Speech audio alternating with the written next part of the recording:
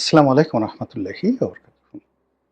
সম্মানিত দর্শক, Iran, America, ইসরায়েলের যে ত্রিমুখী লড়াই, এটি এখন প্রেসিডেন্ট ডোনাল্ড ট্রাম্পের মাথা খারাপ করে দিয়েছে।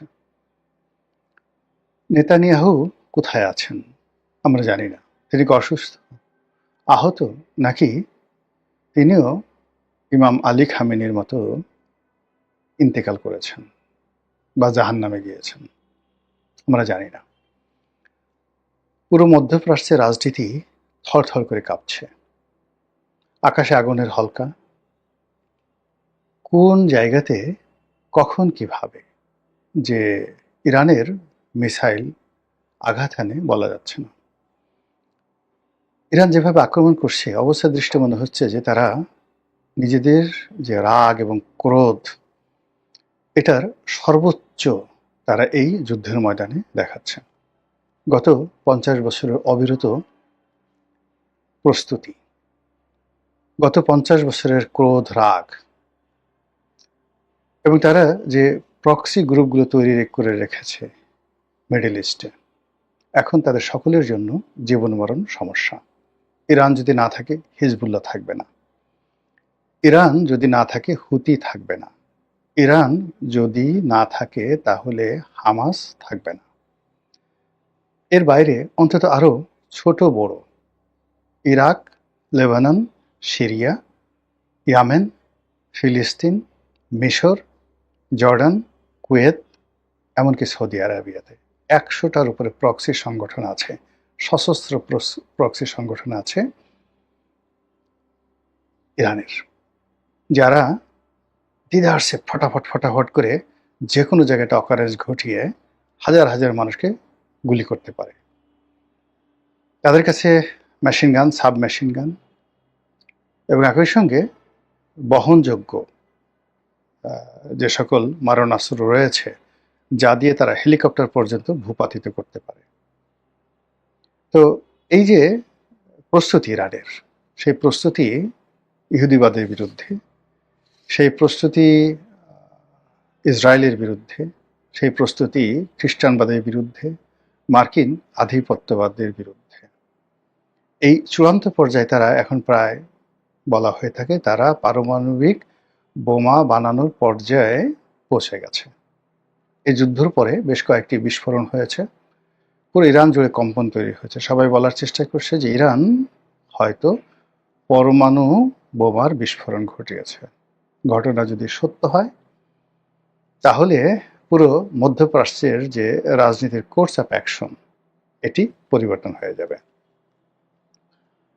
ইরান যে কাজটি করছে, তারা এবার মধ্যপ্রাচ্যের যে আকাশ প্রতিরক্ষা বহু, আমেরিকা এবং ইসরায়েলের যৌথ প্রযোজনাতে তারা ইসরায়েল এবং অন্যান্য আমেরিকা ইসরায়েলের বন্ধু রাষ্ট্রের যে সকল সীমানা রয়েছে, সেখানে তারা এই আকাশ প্রতিরক্ষা বহু তৈরি করে ফেলেছিল। এবং এই প্রতিরক্ষা বহু ভেদ করে ইরানের কোনো ক্ষেপণাস্ত্র ওই দেশে প্রবেশ করতে পারবে না, এরকম হম্বিতম্বি তারা করেছিল। সেই পুরো প্রতিরক্ষা বহু ভেঙে ফেলেছে। এখন ইরানের শাহেদ ড্রোন অনায়াসে, আমরা যেভাবে ঘুড়ি উড়াই, এইভাবে অনায়াসে নির্বিবাদে তারা এখন দুবাইয়ের আলবুর্জ খলিফা আলবুর্জ যে টাওয়ার, সেখানে আঘাত হানতে সক্ষম। তারা রিয়াদের হোটেল রিস কার্লটনে আঘাত হেনেছে। তারা সৌদি আরামকো তেল কোম্পানিতে আঘাত হেনেছে। এইভাবে আমেরিকার 17টি যে বেজ আছে ইরানকে কেন্দ্র করে, সব কিছু তছনছ করে দিয়েছে। এবং তাদের যে আক্রমণ, আমেরিকা এবং ইসরায়েল যে আক্রমণ, সেটা তারা যেভাবে ইরানের উপর বাড়িয়েছে, একই গতিতে ইরানও বাড়িয়ে দিয়েছে। মধ্য থেকে ইরান যে কাজটি করেছে, তাদের কৌশলগত যে পোতাশ্রয় রয়েছে হরমুজ প্রণালী, এটা বন্ধ করে দেওয়ার কারণে পুরো তেলের বাজার, সারা পৃথিবীতে পেট্রোলিয়ামের বাজার মানে লাগামহীন হয়ে গেছে। এবং এই যুদ্ধ যদি 1 মাস চলে, হরমুজ প্রণালী যদি মাত্র 1 মাস বন্ধ থাকে, আপনি নির্ঘাত ধরে নেন তেলের মূল্য এখন যা আছে বাংলাদেশে বা পৃথিবীতে, এটা 3 গুণ হয়ে যাবে, জাস্ট 3 টাইমস। শুধু তাই নয়, অন্যান্য যে সকল কেমিক্যাল রয়েছে, পেট্রোলিয়াম বাই প্রোডাক্ট রয়েছে, মানে পেট্রোলিয়াম থেকে যেগুলো তৈরি হয়, যেমন পিভিসি প্লাস্টিকের যে রেজিনগুলো তৈরি হয়, এলএনজি তৈরি হয়। তো এই যে এলএনজি, তারপর শেষে ফার্নেস অয়েল তৈরি হয়। এই জিনিসগুলো হাহাকার লেগে যাবে সারা দুনিয়াতে। সারা দুনিয়াতে মোবিলের ঘাটতি পড়ে যাবে, মোবিল পাওয়া যাবে না। তো এরকম একটি অবস্থায় আমেরিকা কি করবে?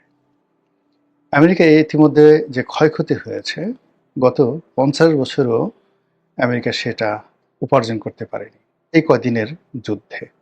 তারা সর্বশক্তি, তাদের যে দাপট, মানে আব্রাহাম লিঙ্কন নামে তাদের যে একটা পারমাণু চালিত যুদ্ধজাহাজ ছিল, এটা আঘাত হেনেছে ইরান, এবং এটা এমনভাবে ক্ষতিগ্রস্ত হয়েছে যে এটি আর সমুদ্রে ভাসিয়ে রাখা যাচ্ছে না। এটি এখন সেখান থেকে ভূমধ্যসাগর থেকে সরিয়ে নিরাপদ জায়গায় আনা হচ্ছে মেরামতের জন্য। তাদের অন্যান্য যে যুদ্ধজাহাজগুলো, সেগুলো কাজ করছে না ঠিক মতো। বিরাট আর একটি যুদ্ধজাহাজ, মানে সেটার পুরো টয়লেট সিস্টেমটা নষ্ট হয়ে গেছে। এখন যারা সেখানে প্রায় 8,000-এর মতো সৈন্য আছে, সেই 8,000 সৈন্য মানে ঘন্টার পর ঘন্টা দাঁড়িয়ে থাকে টয়লেট করার জন্য। এরকম একটা অবস্থা তৈরি হয়েছে সেখানে। মানে প্রাকৃতিক বিপর্যয় যাকে বলে, খোদার গজব যাকে বলা হয়, সেই জিনিসগুলো ইরানের জন্য তৈরি হয়েছে। এদিকে একজন বলতেছে ডোনাল্ড ট্রাম্পের শরীরে পছন্দ হয়েছে, রীতিমতো কুষ্ঠ হয়েছে, তার চামড়া নষ্ট হয়ে গেছে। এবং একটা ভিডিওতে দেখলাম যে সে এমনভাবে হাঁটছে, অনেকটা মাতালের মতো তারা ঘুরে পড়ে যাচ্ছে। সব মিলিয়ে আমেরিকার যারা পররাষ্ট্রমন্ত্রী আছেন, স্বরাষ্ট্রমন্ত্রী আছেন, তারপরে প্রতিরক্ষা মন্ত্রী আছেন, তাদের কথাবার্তা এলোমেলো হয়ে গেছে। এরা মানে আমেরিকার যারা জনগণ রয়েছেন, তারা এখন ডোনাল্ড ট্রাম্পকে দায়ী করছেন। তার যুদ্ধ করার ক্ষমতা কমানোর জন্য ওখানদের পার্লামেন্ট, যেটা মার্কিন কংগ্রেস, তারা বিল আনছে যে ইসাকলি প্রেসিডেন্ট কংগ্রেসের অনুমতি ছাড়া যুদ্ধ ঘোষণা করতে পারবে না এবং যুদ্ধের আয়োজন করতে পারবে না। তো এই বিষয়গুলো এখন আমেরিকাতে ব্যাপক পরিবর্তন হচ্ছে, আর লক্ষ লক্ষ মানুষ হয়তো আর কদিন পরে রাস্তায় নেমে আসবে। এবং ইতিমধ্যে গত এই 4 দিনের যুদ্ধের ফলে সেখানে তেলের দাম গত 20 বছরে যেটা বাড়েনি, এইবার সেই তেলের দাম তারা বাড়িয়ে দিয়েছে সরকার। তো এই অবস্থাতে ডোনাল্ড ট্রাম্প কি করবেন? তিনি কি করজোড়ে ক্ষমা চাইবেন? তিনি কি এই যুদ্ধে ইরানের কাছে আত্মসমর্পণ করবেন? ইরানের যে ক্ষয়ক্ষতি হয়েছে সেটার ক্ষতিপূরণ দেবেন? কিংবা মধ্যপ্রাচ্যে যে সকল দেশ এখন আমেরিকাকে ছেড়ে গেছে, তারা বলছে যে তোমরা নিজেদেরকে রক্ষা করতে পারছো না, আমাদেরকে কিভাবে রক্ষা করবে? আমাদের যে সুখ স্বপ্ন, আমাদের ক্যাবারে ডিস্কো, আমাদের সেই বড় বড় যে বিত্তবিলাস, পেট্রো ডলার দিয়ে আমরা যেগুলো তুলেছি, সারা পৃথিবীর ধনীদেরকে নিয়ে আমরা যে একটা পাপের শহর তৈরি করেছি, যেখানে উন্মুক্ত যৌনতা থেকে শুরু করে সমস্ত অপকর্ম আমরা যেখানে প্রকাশ্যে করি সমুদ্রের তীরে বসে বসে, সেই বালাখানা ইরান ধ্বংস করে দিচ্ছে। এখন ইরানের এই শাহেদ ড্রোন মনে হচ্ছে আজরাইলের ড্রোন। আমরা যে পৃথিবীতে অপকর্ম করেছি আমেরিকানদের কবলে পড়ে, সেই অপকর্মের শাস্তি আমরা পাচ্ছি। আর তোমাদের সাথে নাই, আমরা এখন ইরানের সাথে আছি। এইভাবে অনেকে রণে ভঙ্গ দেওয়ার চেষ্টা করছে।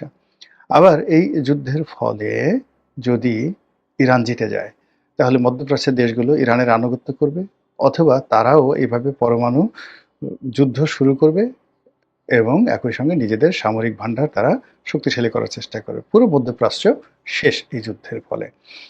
আর অন্যদিকে ডোনাল্ড ট্রাম্প, মানে সে যদি এই যুদ্ধে পরাজিত হয়, তাকে ক্ষমতা হারাতে হবে, নেতানিয়াহুকে ফাঁসিতে চলতে হবে। কাজেই তারাও কিন্তু মরণ কামড় দেবে। এবং এটি ইতিমধ্যে তারা বলে ফেলেছে যে তারা সেখানে স্থল অভিযান চালাবে, যেভাবে ইরাকে তারা শূন্য সমাবেশ ঘটিয়েছিল। আপনাদের মনে আছে যে তখন প্রায় 4.5 লাখ রিপাবলিকান গার্ড ছিল, দুধর্ষ রিপাবলিকান গার্ড। তো সেই রিপাবলিকান গার্ডদের মোকাবেলা করার জন্য আমেরিকান সৈন্য সেখানে স্থল অভিযান চালিয়েছিল। এই একই স্থল অভিযান তারা ইরানে চালাতে চাচ্ছে। এটা নিয়ে আলোচনা। ইরানে কি স্থল অভিযান চালানো সম্ভব? না, কোনো অবস্থায় চালানো সম্ভব নয়। ইরানের যে অস্ত্র আছে, শস্ত্র আছে, গোলা বারুদ আছে, যে ভূমি আছে, এখানে 10 লাখ কেন 15 লাখ 20 লাখ সৈন্য যদি সমাবেশ করা হয়, ইরানের এই বিশাল ভূখণ্ডে তারা হারিয়ে যাবে, মরুভূমির বালির মধ্যে চাপা পড়ে যাবে। যে পর্বতমালা রয়েছে, জাগ্রেব পর্বতমালা রয়েছে, জাগ্রোস পর্বতমালা রয়েছে, সেই জাগ্রোস পর্বতমালা, সেখানে পৃথিবীর প্রথম ছাগল, মানে যাকে বলা পাহাড়ি ছাগল, আপনি দেখেন ওই যে পাহাড়ে উঠে উঠে লাফায় লাফায় যে পাহাড়ে যে ছাগল উঠে, সেই ছাগলের আদিভূমি এই জাগ্রোস পর্বতমালা। এবং এখানের অনেকগুলো পর্বতমালা রয়েছে ইস্পাহানের কাছাকাছি, যেখানে অনেক সন্ত্রাসী গ্রুপ 200 বছর 300 বছর, তাদের মধ্যে অ্যাসাসিনেশন একটা গ্রুপ ছিল।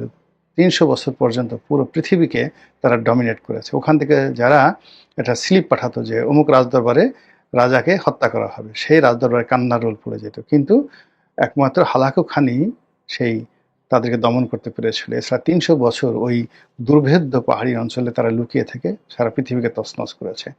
এটা হলো ইরানের এমন একটা ভৌগোলিক অবস্থান, সেই ভৌগোলিক অবস্থান কারণে সেখানে যারা বসবাস করেন তারা প্রকৃতিগতভাবে ন্যাচারাল যে জাস্টিস তারা পান, ন্যাচারাল প্রোটেকশন তারা পান। সেই প্রোটেকশনের কারণে ইরানের সঙ্গে স্থল যুদ্ধ করা কোনো অবস্থায় সম্ভব নয়। তারা সৈন্য সমাবেশ করতে পারে, তাণ্ডব চালাতে পারে, জাস্ট লাইক আফগানিস্তান।